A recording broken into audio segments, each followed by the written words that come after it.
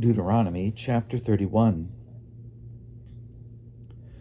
When Moses had finished speaking all these words to all Israel, he said to them, I am now 120 years old. I am no longer able to get about, and the Lord has told me, You shall not cross over this Jordan. The Lord your God himself will cross over before you.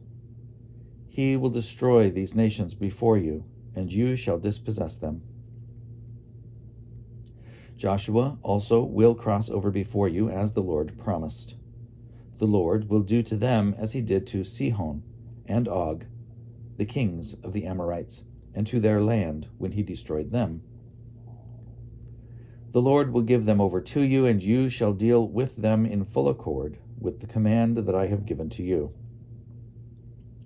Be strong and bold, have no fear or dread of them, because it is the Lord your God who goes with you. He will not fail you or forsake you. Then Moses summoned Joshua and said to him in the sight of all Israel, Be strong and bold, for you are the one who will go with this people into the land that the Lord has sworn to their ancestors to give them, and you will put them in possession of it. It is the Lord who goes before you. He will be with you. He will not fail you or forsake you. Do not fear or be dismayed. Then Moses wrote down this law and gave it to the priests, the sons of Levi, who carried the ark of the covenant of the Lord, and to all the elders of Israel.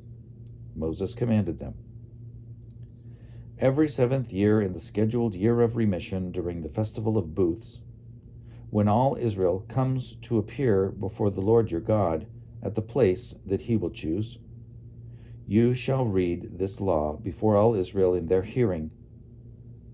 Assemble the people, men, women, and children, as well as the aliens residing in your towns, so that they may hear and learn to fear the Lord your God, and to observe diligently all the words of this law, and so that their children who have not known it may hear and learn to fear the Lord your God as long as you live in the land that you are crossing over the Jordan to possess.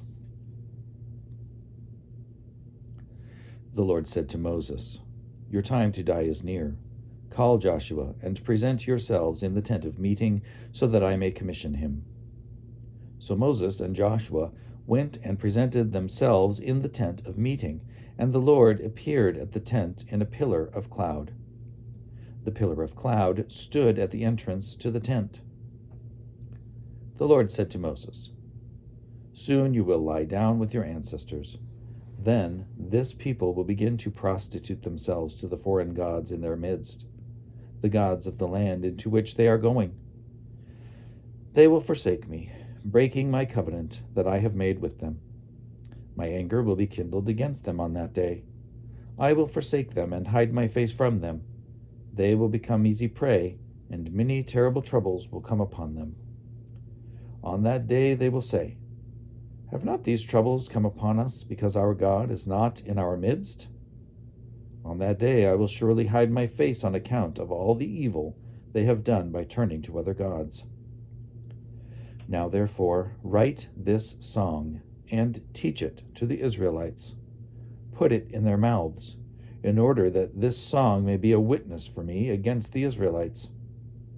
For when I have brought them into the land flowing with milk and honey, which I promised on oath to their ancestors, and they have eaten their fill and grown fat, they will turn to other gods and serve them, despising me and breaking my covenant.